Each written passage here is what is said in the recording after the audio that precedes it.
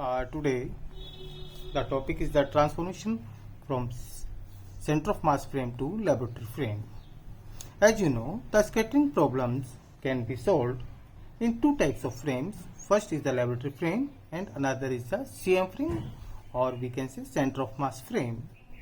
In lab frame, the target is initially at rest, while in CM frame, the center of mass of two colliding particles is at rest. The problem in CM frame becomes easier than that of L frame, since in CM frame there are 3 degrees of freedom, while in L frame there are 6 degrees of freedom. However, calculations are made in CM frame and observations are taken out in L frame. In CM frame, the collisions process may be considered as one particle having the reduced mass mu, that equals to m1 m2 upon m1 plus m2. Now, what is the relation between angles in L and CM frames? To carry out the relation between angles,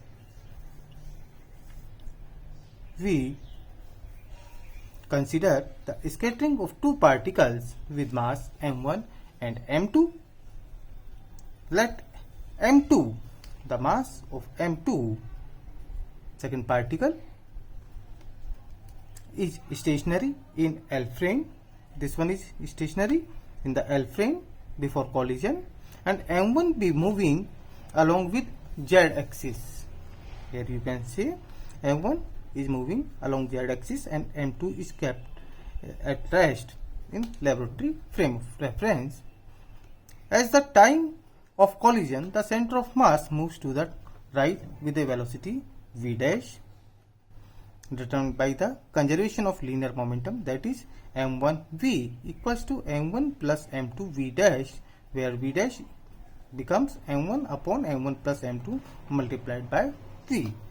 In CM frame, the particles approaches to the center of mass with speed v double dash, where v double dash is equals to v minus v dash, or we can say v minus m1v upon m1 plus m2, that equals to m2v upon m1 plus m2. If we consider the collision is elastic, this means that the speed will remain same after collision. Then from the figure, the vector addition of velocities v double dash of the observed particle in CM frame and velocity v dash of the center of mass in L frame gives the velocity v1 of the observed particle in L system, that is v dash equals to v double dash cos theta c. This is the v dash vector and this is the cosine component along this direction, v double dash cos theta c equals to v1 cos of theta l. Similarly, the y component v double dash sin theta c along this direction equals to v1 sin theta l. But collision is symmetric in spherical direction phi, so we are not assumed phi angle in collision. From this equation, third and fourth, we get tangent theta l equals to v double dash sin theta c oblique divided by v dash plus v double dash cos of theta c, or we can write down this line. And if we assume v dash upon v double dash equals to gamma, then we can write tangent theta l can be written as sin theta c upon gamma plus cos of theta c. This is the relation between angles in L frame and CM frame. Now, to find out the relation between cross sections in these L systems and CM frame systems, it can be obtained from the simple observation that the same particle that go into the solid angle d omega c at theta c in the CM frame, that goes into the solid angle d omega l at theta l in the L frame. This means in CM frame we assume the angle of collision is theta c and the solid angle is d omega c, while in L frame of system we assume the angle between collision is theta L and the solid angle d omega L. This is, and then we can say sigma L theta L equals to sin theta L d theta L. This equals to sigma C, which is the function of theta C, sin multiplied by sin theta C d theta C. Now again we can write this equation as sigma L theta L equals to sigma C theta C cos d cos theta C upon d cos theta L, or we can say sigma C theta C sin theta L d theta C d theta L. This is a simple differential calculations where we can write down this as this one. The function d cos theta C upon d cos theta L is the Jacobian of the transformation. To evaluate this, we know already at that tan theta L equals to sin theta C upon gamma plus cos of theta C. Then differentiating this equation, we find sigma L theta L equals to sigma C theta C 1 plus gamma square plus twice gamma cos theta C raised to power 3 by 2 1 plus gamma cos of theta C, which is the desired relation. For your simplicity, you can take this snapshot to solve this equation. This one we can get, and again differentiating, this is for your convenience. We can do it like this. Okay. Now the relation of kinetic energy between lab frame and center of mass frame. To find out the relation of kinetic energy between laboratory frame and center of mass frame, we assume the P is the momentum of the incident particle in CM frame, and in L frame the momentum is represented by Q. Then the kinetic energy of the system in L frame can be written as TL. This equals to Q square upon twice M1. Because in L frame the second particle M2 is considered at rest, and in CM frame both particles are moving. Here you can see both particles are moving, M1 and M2 are moving. Then the kinetic energy can be written as Tc equals to P square upon twice M1 plus P square upon twice M2, that is equals to P square upon 2 mu, where mu is the reduced mass. The value of reduced mass, you know, is given by mu equals to M1 M2 upon M1 plus M2.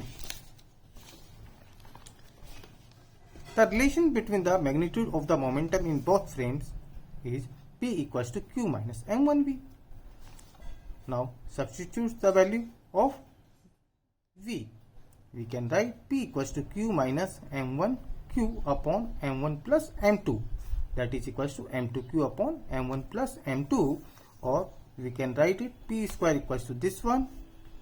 Now we can put P square equals to 2 mu multiplied by Tc, and Q square equals to twice M1 multiplied by TL. Therefore we can write Tc equals to M2 upon M1 plus M2 multiplied by TL. This means we get the desired relation of kinetic energies between lab frame and CM frame. Now the next topic is the solution of the scattering equation. That is the method of partial waves. This method is applied when the potential is spherical symmetric central. This means VR equals to V small r and is of finite range. This method is also useful when the energy of incident beam is low. The incident of particles is represented by plane waves. In plane waves, the linear momentum is definite, while angular momentum is not definite. So for the purpose of analysis, a plane wave divided into an infinite number of components and each of which corresponding to a finite angular momentum. Each of such finite components is called a partial wave, and the process of decomposing a plane wave into the partial wave is referred to as partial wave analysis. Now, expansion of plane wave in terms of partial waves. For this, let us consider a plane wave approaching a scattering potential from a very far distance. The Schrodinger equation for a free particle can be written as del square plus k square psi incident equals to 0. And its solution can be written as psi incident equals to exponential iota k dot r. Or in spherical coordinate we can write this is the function of r, theta and phi, where r, capital R, y and z are the function of small r, theta and phi coordinates. Now substituting psi incident equals to r by z and separate each equation for r, y and z using the method of separation of variables as previously studied in UG classes, we can write d square r upon dr square plus 2 upon r dr upon r plus k square minus l into l plus 1 upon r square r equals to 0. This is the radial component, and the angular component 1 upon sin theta d theta upon d upon d theta sin theta dy upon d theta plus l into l plus 1 minus n square upon sin square theta y equals to 0 and d square z upon d phi square plus m square z equals to 0. As you know, the plane wave is spherically symmetric about the direction of propagation, and we can write z phi equals to constant. That is, equation 5 is valid if m equals to 0. It follows that the solution of equation for is PL m equals to 0 cos theta equals to PL cos of theta. Thus, psi incident can be written as RR PL cos of theta, this one. Now, the general equation can be written as psi incident equals to exponential iota k dot r equals to exponential iota kr cos of theta, that is equals to summation L RL R PL cos of theta, or we can write AL JL KR PL cos of theta, because the radial solution is given by A naught J naught KR. For large value of KR, the asymptotic values of JLKR is given by 1 upon KR sin KR minus L pi upon 2. The value of AL is determined in the following way. Now multiply this equation AL JLKR PL cos of theta by Pn cos of theta and integrate over all thetas. This means minus pi to pi. We can get AL equals to twice L plus 1 iota L. This is the equation number of 11. Now the equation, the result becomes psi incident equals to exponential iota k dot r summation L equals to 0 to infinity twice L plus 1 iota raised to power L 1 upon KR sin KR minus L pi upon 2 PL cos of theta.